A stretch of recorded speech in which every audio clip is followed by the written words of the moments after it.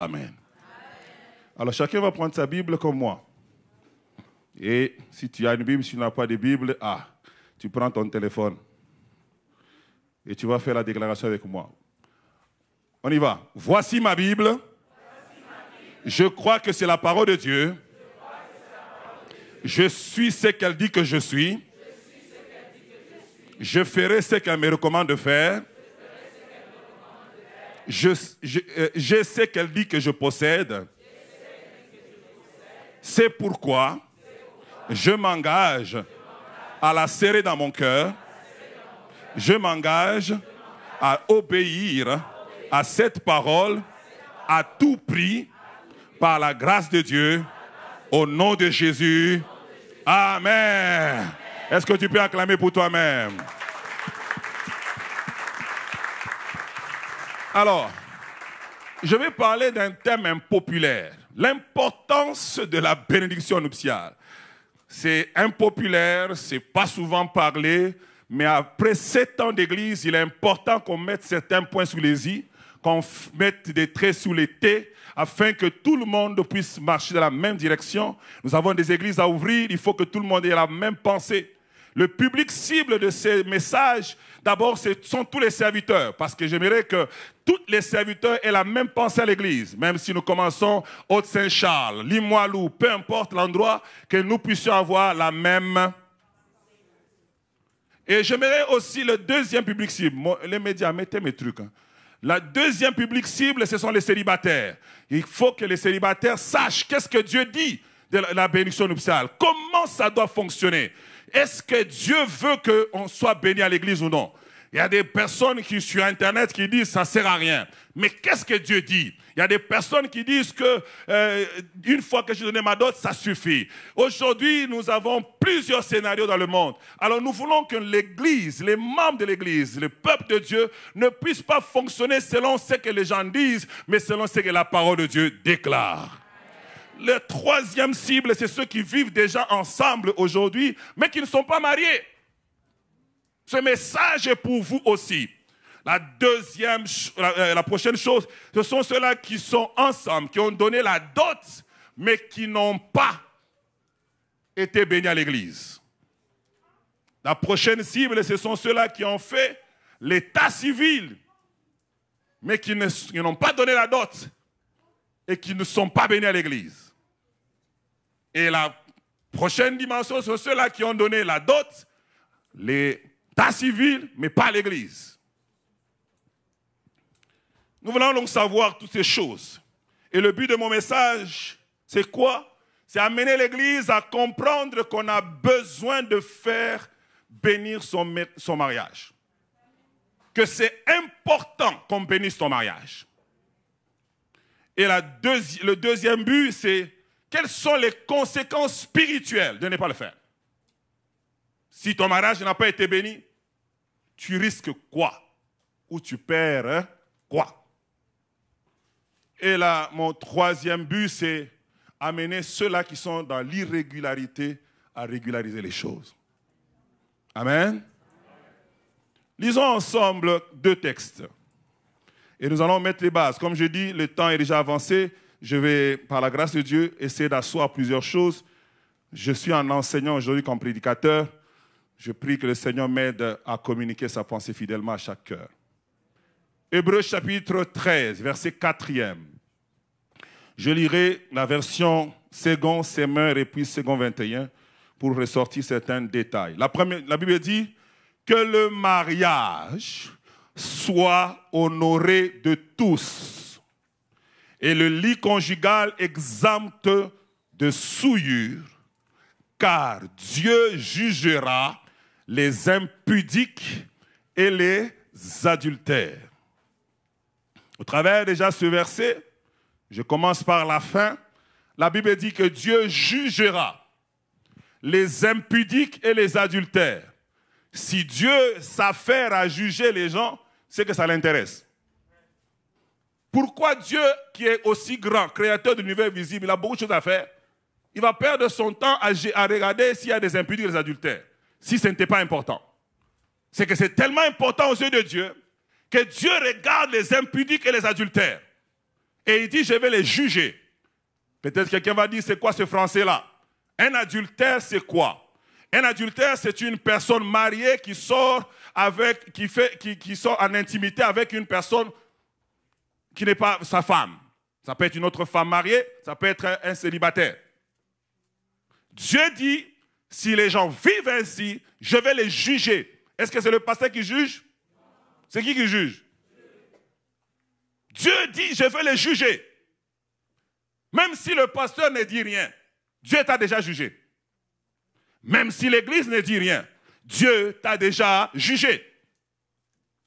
Et la deuxième pensée, c'est les impudiques. C'est quoi les impudiques? Les impudiques, ce sont des personnes célibataires qui font des relations hors mariage. Donc, toute personne qui a un copain en ce matin, au ciel, on t'appelle Madame impudique, Monsieur impudique. Et non seulement ça, tu es jugé. Donne-moi un amen sérieux. Amen. Pas le pasteur. Ne me tuez pas. Ne me lapidez pas. C'est votre Bible. Et vous avez dit que vous allez obéir à la Bible. Alléluia. Amen. Vous avez dit ça, non? Je m'engage. C'est vous qui avez fait ça tout à l'heure. Dieu dit, je vais juger les impudiques, les personnes qui vivent dans l'impudicité. Quand vous traduisez ces mots impudiques, dans la version Semeur, on dit ceux qui se livrent à l'immoralité sexuelle. C'est immoral de pouvoir coucher avec un homme, une femme, auprès de qui vous n'êtes pas marié. Pasteur, prêche-nous des bonnes choses. Ça, c'est la bonne chose que je te prêche aujourd'hui. L'adultère. Tu vois seulement un mari d'autrui, tu commences à dire, ah, vraiment, d'ailleurs, sa femme, elle ne lui va pas. Oh! Toi, tu as les maîtres pour mesurer les gens qui vont avec les gens. L'adultère. Dieu dit, il va juger cela. La deuxième pensée, on dit que le mariage soit honoré de tous. Ça veut dire que le mariage n'est pas une affaire de deux personnes seulement.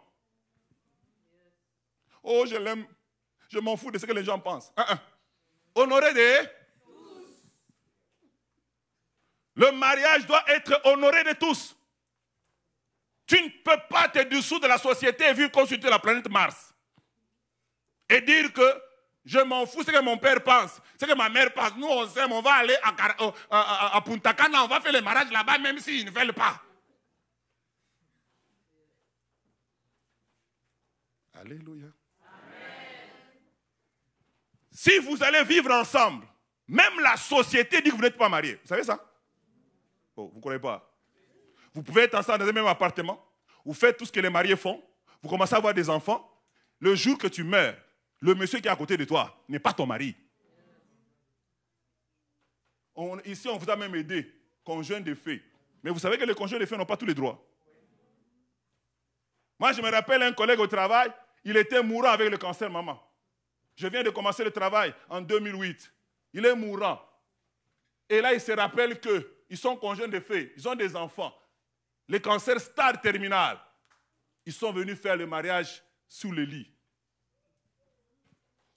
Parce qu'ils savaient qu'en mourant, tous ses biens, sa femme allait ne pas avoir ça. Et toi, tu es là. Pasteur, on s'aime. Même l'État ne te considère pas marié. Donc le mariage n'est pas une affaire de deux amoureux seulement. Ça inclut beaucoup de gens.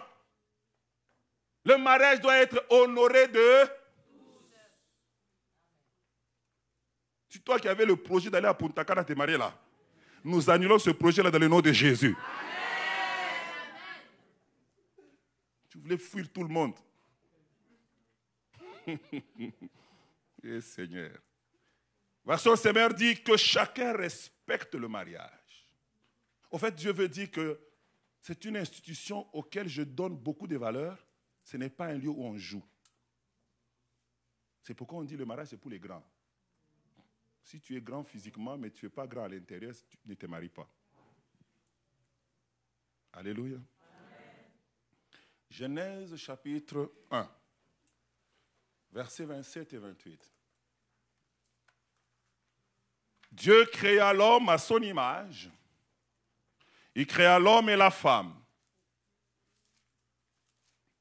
Dieu les bénit. Et Dieu dit, soyez féconds, multipliez, remplissez la terre et l'assujettissez et dominez sur les poissons de la mer, sur les oiseaux du ciel et sur tout animal qui se meut sur la terre. Quand nous lisons ce texte, c'est que nous comprenons, c'est que Adam et Ève n'ont jamais commencé leur vie de couple sans que Dieu les bénisse. On lit tous la Bible, oui ou non? La Bible dit, soyez féconds. Mais Dieu leur donne le droit de pouvoir se féconder après qu'il les ait bénis. La bénédiction vient toujours avant. On ne peut pas mettre la charrue, comment on dit, avant le bœuf. Aujourd'hui, dans notre société, avec le libertinage que nous avons, chacun change. On veut goûter la marchandise avant de pouvoir l'utiliser ou l'acheter. Ça ne marche pas comme ça, les amis. Pasteur, il va me laisser s'il ne goûte pas, qu'il parte.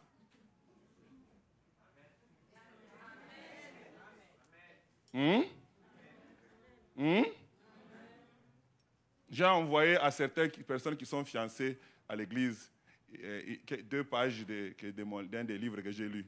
Et on dit conseil aux futurs mariés. Et parmi les conseils, on dit ne te déshabille pas devant ton futur marié. J'ai dit, c'est bon ça. Je vais mettre ça dans les cours de mariage. Parce qu'il y a des gens, il va avec son futur marié, et puis, je me change et puis on va à la fête. Et là, dans la salle, tu vois, belé.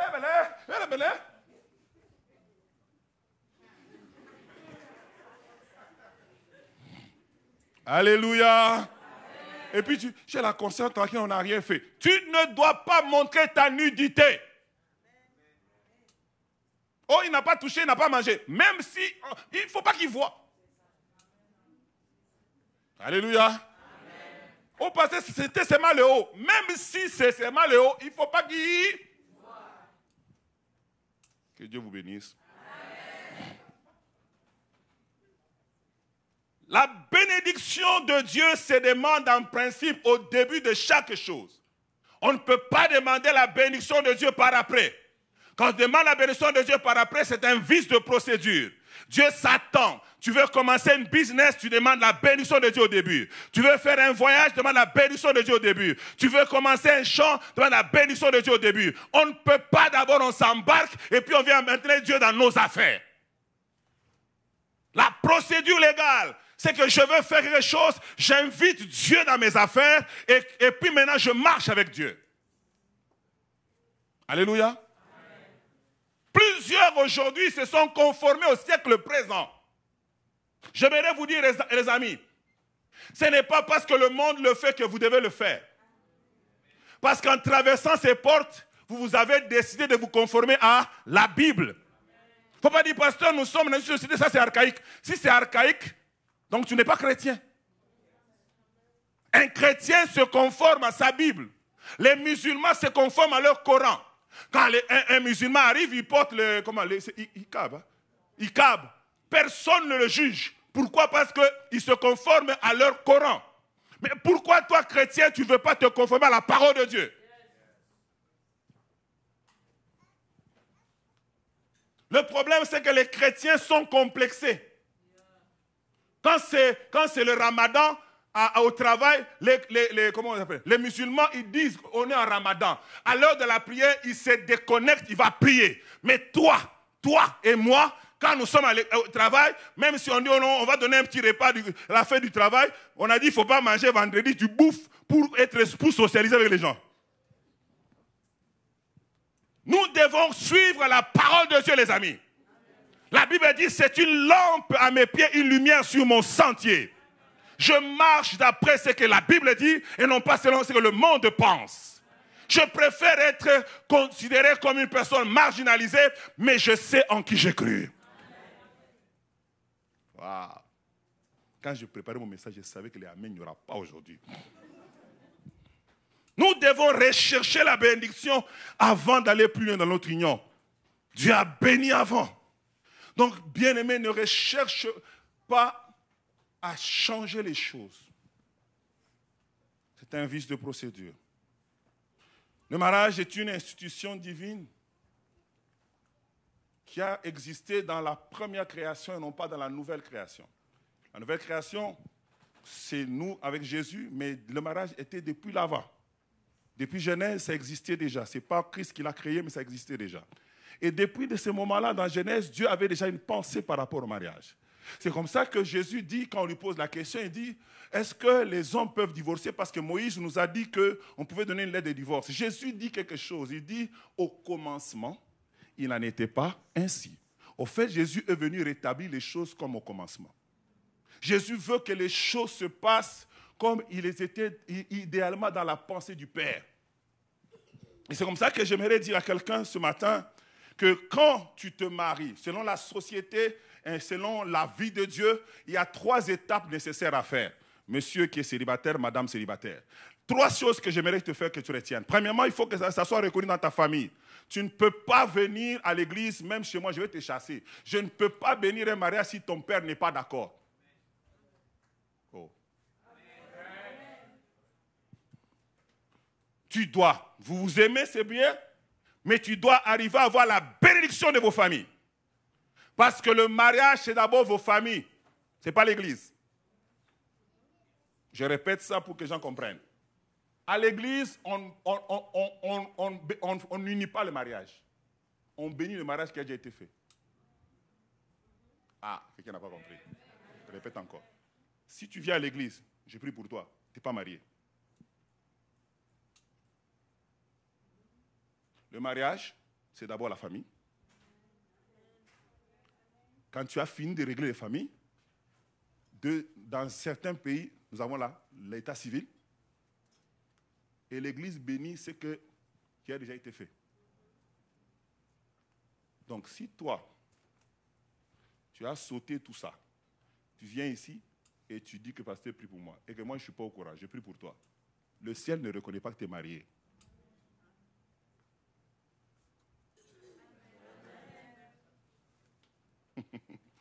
Parce que le mariage est fait pour l'humanité, non pas seulement pour le chrétien.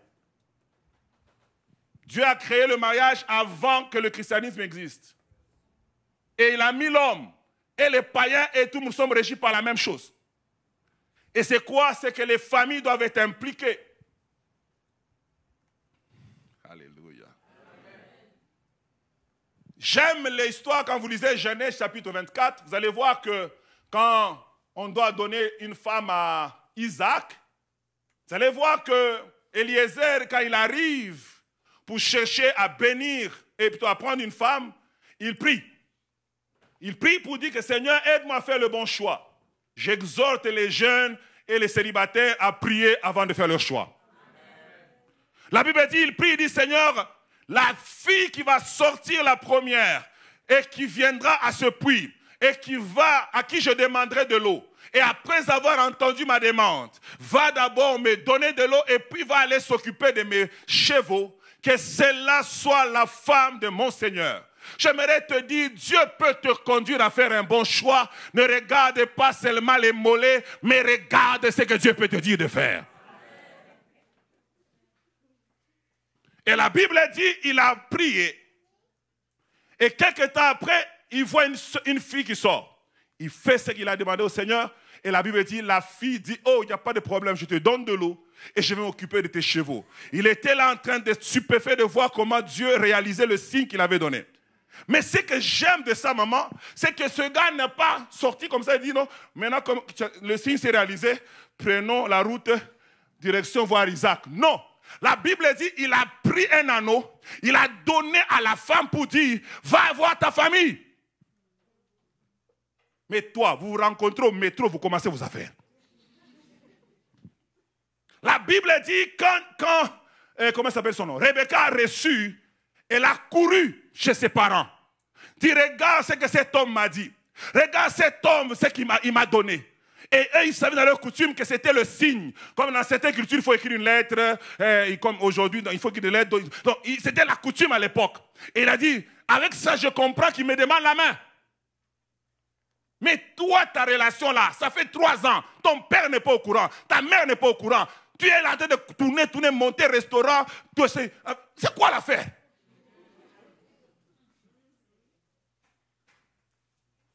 Et tu dis que je suis enfant de Dieu. Où? La Bible dit, la fille a couru. Elle a parlé à Laban. Et Laban dit, où était ton qu'on l'appelle? On appelle le gars, il arrive. Quand il arrive, il explique. Il explique. Et quand il a expliqué, il dit, Abraham m'a dit, si vous ne voulez pas, je serai libéré de ce serment. Mais si vous voulez, je vais partir vite pour aller lui donner la bonne nouvelle que la fille a accepté. Et ce que j'ai aimé dans la réponse de Laban, chers parents, j'aimerais que vous aussi vous entendez cela. Il dit, si la chose vient de l'Éternel, comment pouvons-nous refuser si la chose vient de l'Éternel? Chers parents, vous aussi, checkez si la chose vient de l'Éternel. Il ne faut pas une fois, il vient prendre ta fille, il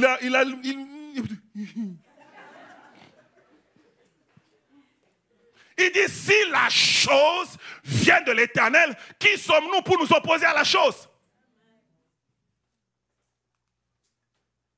Et la Bible dit, ils ont accepté, et ils sont restés, ils ont festoyé, ils étaient contents. Et puis maintenant, le temps arrive, le gars dit, je dois partir. Et c'est que j'aime. Les parents disent, on va rester encore avec eux pendant quelques minutes. C'est notre fille, qu'on reste un peu 10 jours avec elle. Le gars dit, non, moi j'ai fait un voyage. Je dois vite rentrer là pour. Si je traîne, ils ne sauront pas. Il n'y a pas de téléphone, il n'y a pas de cellulaire. Il faut qu'ils sachent que tout va bien. Et là, les parents disent, demandons à la fille. Chers parents, écoutons aussi nos enfants. Est-ce que tu veux aller avec cet homme? La fille dit, oui papa, je vais y aller. Et c'est que j'aime. Tu peux mettre Genèse 24, 60. C'est que j'aime. La Bible dit, ils bénirent Rebecca. Rebecca n'a pas quitté la maison de ses parents sans être bénie par ses parents. Les parents ont béni ce voyage. Les parents ont béni la relation. Les parents ont accepté la relation. Elle a reçu la bénédiction de ses parents. Alléluia. Amen. Parce que si les parents ne veulent pas, prie que Dieu change leur cœur. La Bible dit, ils bénirent. Quand tu regardes le il en haut, c'est ses frères, ses soeurs, sa mère et son père. Tous ont prononcé la bénédiction sur elle. J'aimerais te dire, quand tu commences une relation avec la bénédiction de tes parents, et quand l'homme qui est venu te chercher a réalisé les requis des parents, tu vas voir que ta vie sera une vie de gloire. Ne commence pas une vie de couple en ayant des conflits avec les parents. Alléluia. Amen. Aïe. J'ai dit 3 étapes, non? Première étape, les familles. Deuxième étape, c'est l'état civil. La Bible dit dans Romains, on ne va pas lire ça, Romains 13, 1 à 7, on dit qu'on doit respecter les autorités. Les autorités ont mis un système, vous devez respecter. Je dois respecter. Aussi longtemps que cela ne te contredit pas par rapport à la parole de Dieu, pourquoi tu refuses? L'État veut que tu puisses, que votre union soit reconnue en allant à l'état civil. Va à l'état civil, arrange tes choses. Vous avez la grâce, moi, votre pasteur, je suis aussi agent d'état civil. Donc quand moi je te bénis doublement. Parce que j'ai le numéro de l'état civil. Donc quand moi je bénis les gens ici, on signe, l'état civil reconnaît ton mariage automatiquement. Mais il y a des pasteurs qui n'en ont pas. Donc il faut commencer par là. Il y a des églises qui n'en ont pas. Il faut commencer par là. D'accord? Je ne vais pas trop m'attarder sur l'état civil pour l'instant. Mais ce que j'aimerais, pour aller chuter aujourd'hui, c'est insister sur le fait que on ne peut pas commencer un mariage, ou plutôt, commencer des rapports sexuels sans mariage. Même si c'est juste la dot, tu ne commences pas tes relations sexuelles sans qu'il n'y ait rien de donné. Même toi, fille, aie un peu d'honneur de toi-même. Le gars n'a même pas donné une aiguille. Tu t'es déjà déshabillé devant lui. Quelle dignité tu as? Il ne connaît même pas tes parents. Il peut les voir à la métro et puis il les passe. Il peut même les gifler. Vous voyez, dans les métros, on se marche sur les pieds là et puis il dit, monsieur, il ne faut pas jouer avec moi. Mais c'est pas que c'est le père de ça. Aucun respect. Tu déshonores ta famille et tes parents. Et toi, frère. Frère. Un semeur sorti pour s'aimer. Tu sèmes chez Mado. Tu sèmes chez Kapinga. Tu sèmes chez Mwangalula. Tu sèmes chez Albertina. Tu sèmes partout. Il y a des frères qui ont 2 sœurs en même temps pour voir où ça va marcher. Mais maman Josiane, ces derniers temps, j'ai eu des cas où j'ai des sœurs qui ont 2 frères en même temps. J'ai pensé avoir tout vu, mon frère. Maintenant, j'ai vu des sœurs maintenant. Il dit, pasteur, l'autre, je sens qu'il vient. Mais il n'a pas encore totalement dit. Mais l'autre, il a parlé, mais il est trop plate. J'ai dit, caca, donc tu es en train de faire ça. Tu sors aujourd'hui lundi avec l'autre pour voir jusqu'à ce qu'il va sortir la bouche. L'autre aussi mardi pour voir si finalement il va commencer à parler comme l'autre. Que Dieu vous libère de la polygamie au nom de Jésus. Amen. Des fois, et puis ce qui est curieux, et que la personne te dit ça, elle est sérieuse. Hein? Elle dit ça au pasteur, et puis elle est tranquille. Au fait, c'est normal, quoi. C'est pourquoi il faut que j'enseigne ces choses. Et il vient dans le bureau du pasteur pour me dire que j'ai un à Calgary. Et j'ai un à Manitoba. Et tu parles au pasteur. Au fait, parce que pour elle, dans sa tête, c'est normal, au fait. Et c'est un tiroir à la fois. Je répète, c'est un tiroir à... Dis à ton voisin, un tiroir à la fois.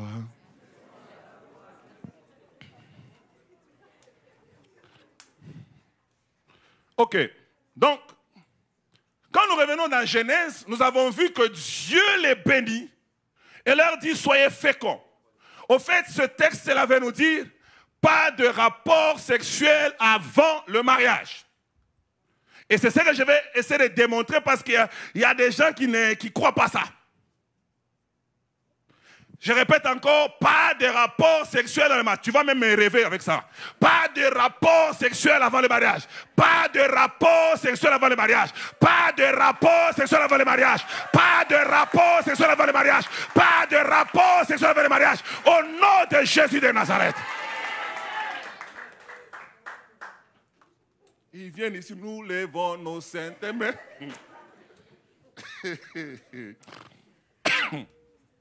Alléluia. Amen. Durant les fiançailles, il n'y a pas de rapport sexuel. Parce que on fait quoi? Nous, on est quand même avancés, non? Avancés en quoi? Les fiançailles, ça se brise. Hein? Prenons Matthieu 1, 18. S'il te plaît. Pas de rapport sexuel dans les fiançailles. Parce que nous, on n'est pas comme les autres. On est quand même fiancés. Il est venu même chez nous. Lis la Bible. La Bible dit, voici de quelle manière arriva la naissance de Jésus. Marie, sa mère, ayant été quoi? C'est écrit quoi? Non, les célibataires, dites ça avec force. Aha. Et puis on dit, ayant été fiancée à Joseph, se retrouva enceinte par la vertu du Saint-Esprit. Maintenant, on dit quoi après? La dernière fois, c'est quoi? Ça veut dire, parce que tout le monde se concentre sur le fait que Marie était enceinte, mais moi je me concentre sur la dernière partie. Ça veut dire, pendant qu'ils étaient fiancés, ils n'avaient pas...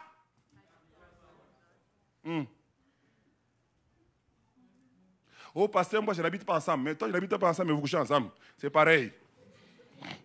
Même si toi, tu dors au nord et elle dort au sud le soir, mais quand vous vous retrouvez, vous faites les choses pour ceux qui habitent ensemble. Alléluia. Oh, pasteur, parce qu'on est fiancé, on a des privilèges. Ce n'est pas privilège, c'est libre. Tu es fiancé pour vous connaître, pour vérifier si la relation va tenir. Le fiançailles n'est pas la licence pour se déshabiller.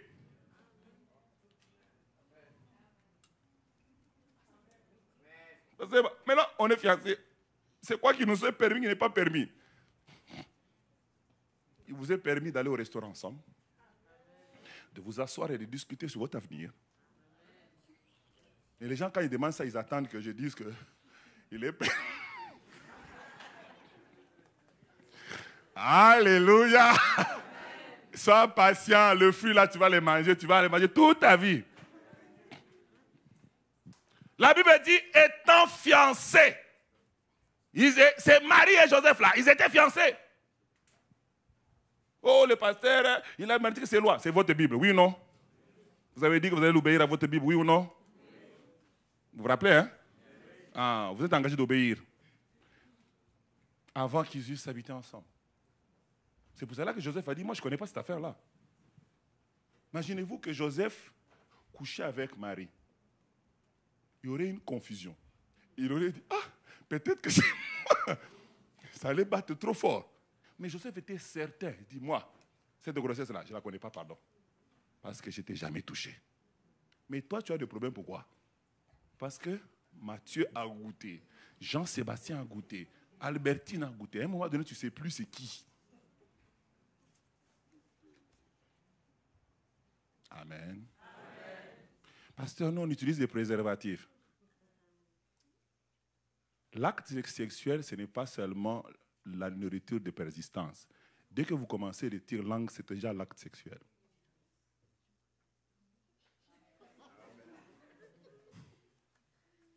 Oh, pasteur, non, on ne fait pas ça. Nous, c'est juste en haut. Même juste en haut, il ne faut pas faire. Alléluia. Amen. Acclamez pour vous-même.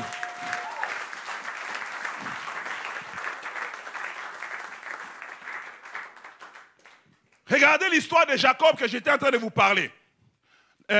Plutôt, là, je vous ai parlé d'Isaac. Maintenant, je vous parle de Jacob. Nous montrons la vie des patriarches. La Bible dit que Jacob arrive dans la maison de Laban. C'est Laban aussi, son nom. C'est Laban, ok. Il arrive chez Laban. Et il dit que je veux Rachel. Mais écoutez ce qu'on lui dit.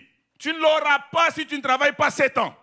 Au fait, on lui interdit de toucher l'enfant aussi longtemps qu'il n'a pas respecté les requis familiales. Mais toi, tu manges l'enfant d'autrui, tu n'as pas encore donné la dot, tu n'es pas encore présenté. Mais tu es criminel.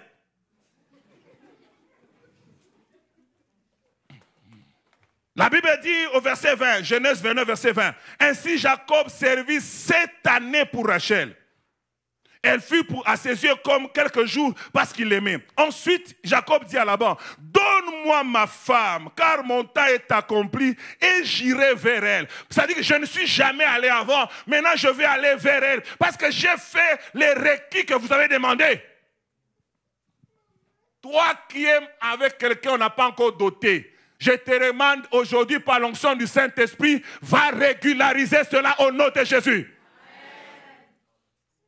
Oh, pasteur, il a dit, va faire ça l'année prochaine. Je te dis, je connais un couple, ils ont fait 13 ans. Bébé vient, bébé vient, bébé vient. Le mari dit, oh, on va faire l'année prochaine. Tu vois, on doit payer les factures. 13 ans. À la 14e année, la femme a dit, c'est fini cette histoire-là. Le gars est venu pleurer avec maman. Il est venu, non, non, c'est votre soeur. Votre soeur. Il est quand même responsable des mamans à l'église. Il dit, je dis à la soeur, maman, c'est quoi? Il dit, papa, le gars m'a fait traîner 13 ans. Je vais donner la dot. Je vais donner la dot. Il n'a pas envie de m'honorer. J'arrête cette affaire.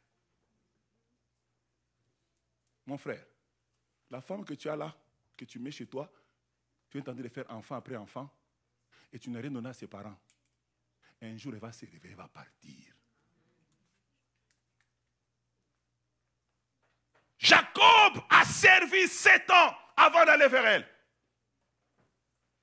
Mais nous, aujourd'hui, dans cette société, les parents ne sont au courant de rien. Les requis parents, on s'en fout. Tout ce qu'on veut, c'est nous. Je l'aime, tu as des yeux bleus. Non, c'est marron, non? Hein? Non. Et on passe notre temps comme ça, restaurant après restaurant, après ça, et puis les gens, ils commencent à faire des enfants. Et j'aimerais te dire, mon frère, ma soeur, c'est dangereux. C'est dangereux. Tu mets ta vie à la légère, non seulement spirituellement, mais tu déshonores les parents. Non seulement ça, même ta propre vie n'est pas en sécurité. J'ai dit aux jeunes l'autre fois que ma propre cousine, qui est morte à Montréal, un frère à l'église qui joue à la guitare. Vous savez, les gens guitaristes sont souvent populaires. Les sœurs. Et ma soeur, ma cousine est tombée amoureuse de lui. Et le gars commençait toujours derrière lui. J'ai dit, c'est quoi? On est OK. Je ne sais pas si ils ont couché ensemble, Dieu seul le sait. Mais ce que je sais, c'est que tout le monde savait que ça allait vers le mariage. Nous tous qui étions autour.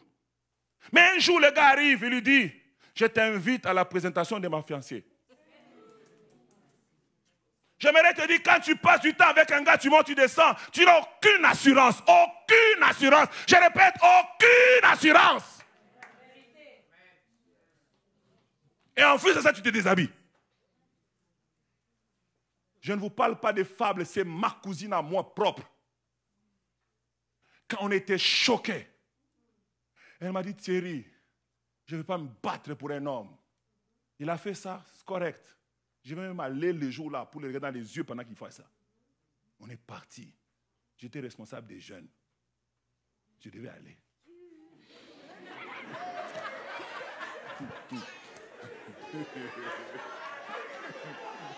Alléluia. Je suis arrivé là assis. Je vois le gars en train de faire son speech devant l'autre fille. Je dis, Allah! Je tiens ma cousine fort. S'il te plaît, ne pleure pas. Mon frère, ma soeur, ne joue pas avec la vie. Ne joue pas avec la vie. Oh, pasteur, lui, il est sérieux. Il était sérieux à l'église. Il joue à la guitare. Il joue à la guitare. Il a doté ailleurs. Je connais une autre fille. Je ne vais pas donner les précisions parce qu'on est sur Internet, on peut la voir. Je connais une fille, maman. Elle aimait un homme de Dieu qui était célibataire. Je parle de qui? Je parle de qui? Je parle de qui? Célibataire. Et ils ont commencé leur affaire. Et l'homme de Dieu célibataire a mangé. Ils se sont mangés. Maintenant, à l'église, on a dit, les gens ont appris que l'homme de Dieu, notre pasteur, veut épouser cette femme-là. Mais cette fille ne venait pas du même pays. Je donne un exemple seulement. Prenons, le pasteur est ivoirien et la fille est camerounaise. Ok? Alors les Ivoiriens de l'église disent, notre pasteur doit épouser seulement un Ivoirien. Et les mamans sont venues lui présenter le pasteur d'autres. Non, comment? Toi, tu ne vois pas nos filles ici. Pourquoi tu vas seulement prendre celle-là? Elle n'est même pas de chez nous. On n'a pas les mêmes cultures. Le pasteur, sous la pression, a abandonné. La sœur est partie. Elle a quitté l'église. Et pendant que je la rencontrais, elle me disait, pasteur, ce gars, je me suis déshabillé devant lui. Je lui ai dit, c'est un homme de Dieu, donc c'est sûr que notre affaire va fonctionner. J'ai la garantie, ce n'est pas un frère simple, c'est un homme de Dieu. Donc je peux précéder la charia avant le pain, mais être sûr quand même. Dis à ton voisin, on ne se déshabille pas avant qu'on ait mariage.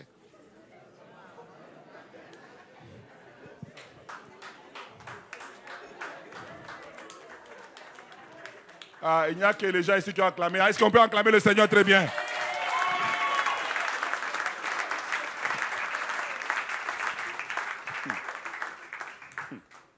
1 Corinthiens 7, 2. La Bible dit, toutefois, pour éviter l'impudicité, que chacun ait sa femme, que chaque femme ait son mari. La Bible nous dit, nous devons éviter l'impudicité. Dieu sait que ton corps parle, ton corps a des besoins. Et Dieu dit, si tu brûles, marie-toi. Mais ne cherche pas à faire l'impudicité parce que Dieu n'aime pas l'impudicité. Pour éviter, c'est dans votre Bible, non? Vous voyez ça, non? Les jeunes, alléluia. Amen. Pour éviter quoi?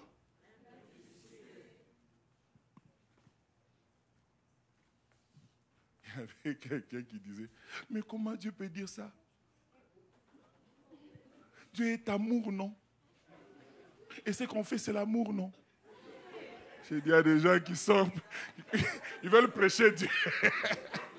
Ils veulent prêcher l'auteur de la parole.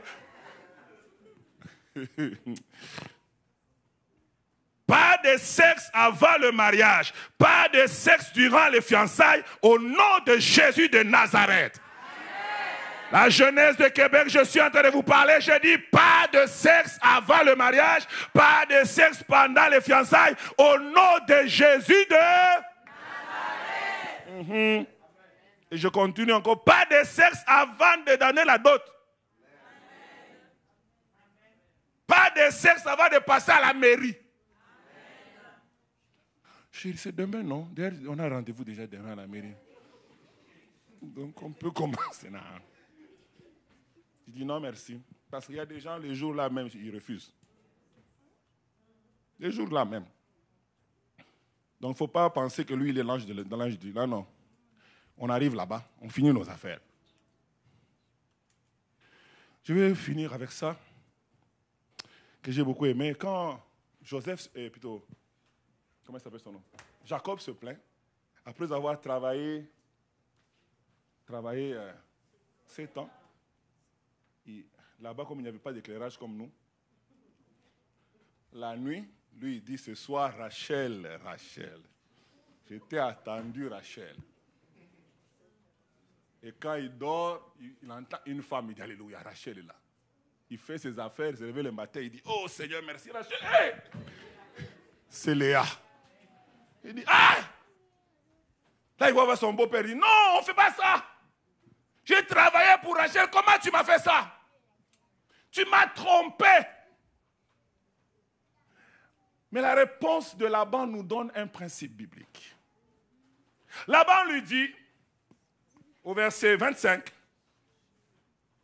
au verset 26, Laban dit, ce n'est pas de coutume dans ce lieu de donner la cadette avant l'aîné. Ce n'est pas de coutume. Nous sommes dans une coutume, nous devons respecter la coutume.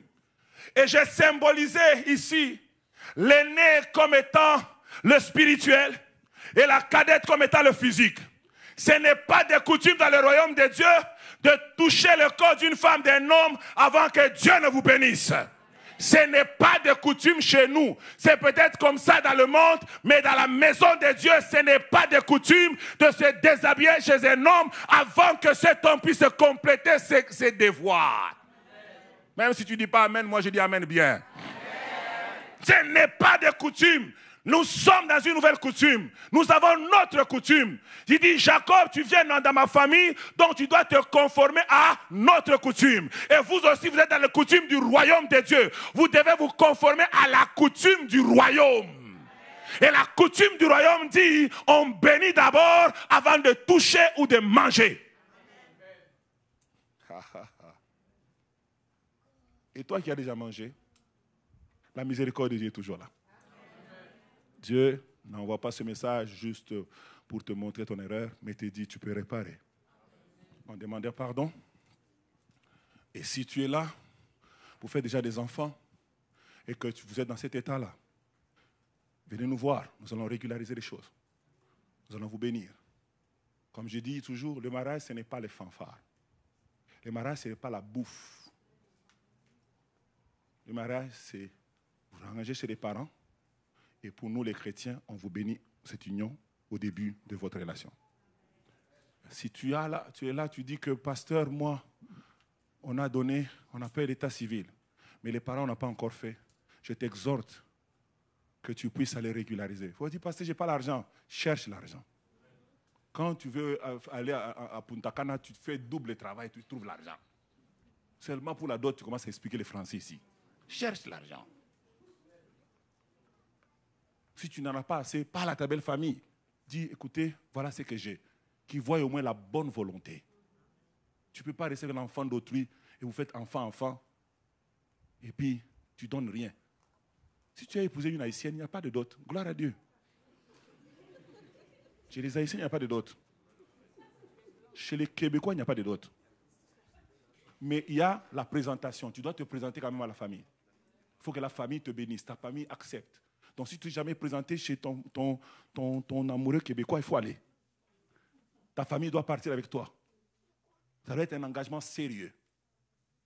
Et que l'autre famille dise, nous t'acceptons. Là, maintenant, vous avez franchi le pas. Et après ça, tu fais l'état civil. Ça coûte combien? 385, hein? 385 $ à l'état civil. Si tu viens chez moi, c'est 0 $.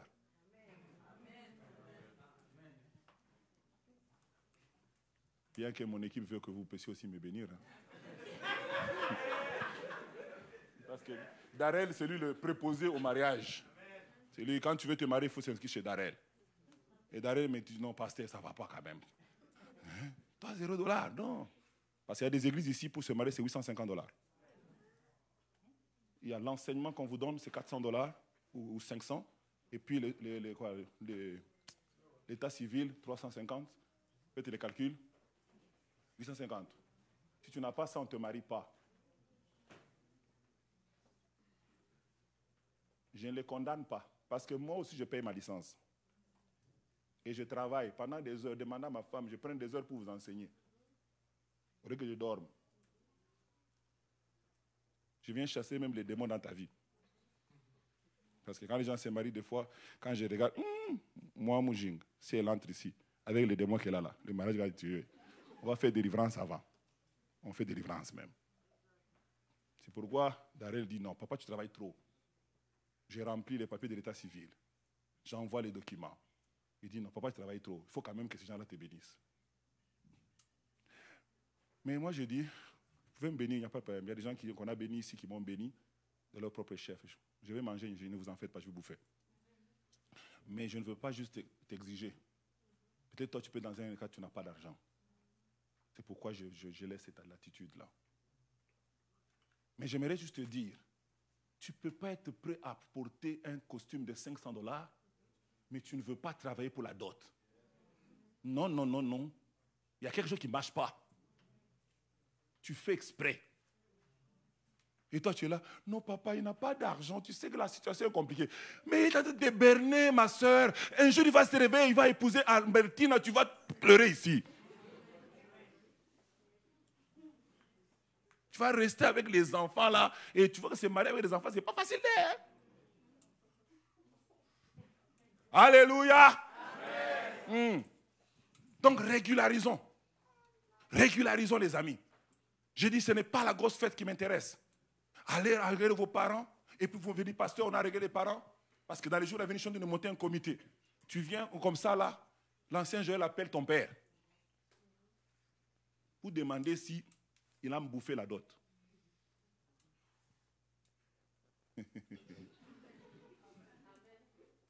Quelqu'un qui m'a dit, pasteur, tu commences ça seulement à notre tour. Alléluia. Et, comme je l'ai dit, nous régularisons. D'ici la fin de l'année, nous voulons que tous les mariages soient régularisés. Et si tu ne veux pas régulariser, il n'y a pas de problème. C'est ton choix. On est dans un pays libre. Mais sache une chose, que tu ne vas pas servir. Si tu étais diacre, tu vas t'asseoir. Tu étais protocole, tu t'assois. Tu étais à la chorale, tu t'assois. Jusqu'à ce que, si tu me mens, que vous avez déjà fait ça, mais tu me mens, Dieu te voit. Alors, tous ceux qui n'ont pas encore régularisé et qui veulent régulariser, vous allez voir Darrell, c'est lui mon préposé. Tu peux te lever, Darrell. C'est lui mon préposé au mariage.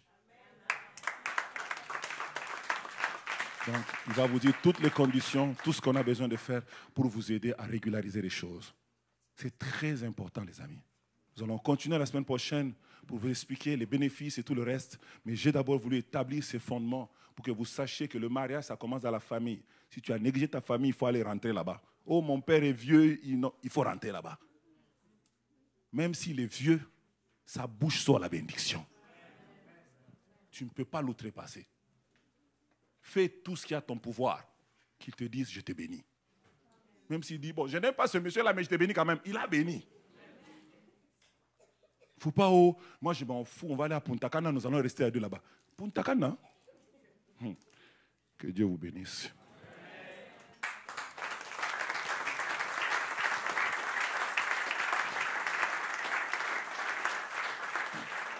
On va s'incliner en prière. Tu vas prier. On a 4 sujets de prière. Premier sujet, tu vas dire, Seigneur, aide-moi à éviter l'impudicité. Tu peux te mettre debout, tu étais assis pendant longtemps. Seigneur, aide-moi à éviter l'impudicité, parce qu'on a vu ça plusieurs fois. Dieu veut qu'on évite l'impudicité. Si tu es un homme marié, tu évites l'adultère, parce que Dieu dit, il jugera. Tu vas prier, dis, Seigneur, je sais que mon corps, des fois, me pousse vers là, mais aide-moi à éviter l'impudicité. Et la deuxième prière, c'est pour ceux-là qui sont déjà en concubinage, qui vivent ensemble. Tu vas dire, Seigneur, aide-moi à régulariser rapidement mon union auprès de toutes les instances, la famille, l'état civil, l'église. Et la troisième prière, tu vas dire, Seigneur, donne-moi la grâce de voir mon couple être béni. Peut-être que tu es marié civilement, peut-être que tu es marié, tu as fait à la famille, mais tu ne voyais pas l'importance de venir à l'église parce que je suis marié. C'est vrai, tu es marié, mais tu as besoin que Dieu bénisse ton union pour certaines choses qu'on verra la semaine prochaine. Alors tu vas élever ta voix et demander ces choses. Prions le Seigneur.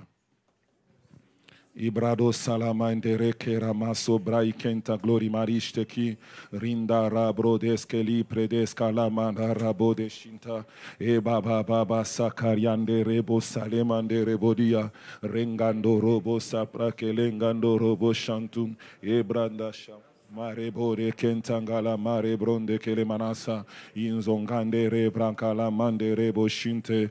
Yahweh, aide l'église à fuir l'impudicité, aide l'église à fuir la fornication, aide l'église à fuir, oh Dieu, Yahweh, l'immoralité sexuelle, que tous les jeunes, que tous les hommes, que toutes les femmes, Yahweh, puissent fuir ces choses. La Bible dit, fuyez l'impudicité. Tout péché que l'homme commet est en dehors de son corps, mais celui qui commet l'impudicité, il pêche contre son propre corps. Adonai, je prie dans le nom de Jésus, laisse que ceux-là qui faisaient la sexualité dans leur, oh Dieu Papa, Oramanda Rabo sa fiançaille, ou dans leur, oh Dieu Papa, parcours, à partir d'aujourd'hui, que tu leur donnes la force de se libérer de cela, au nom puissant de Jésus de Nazareth.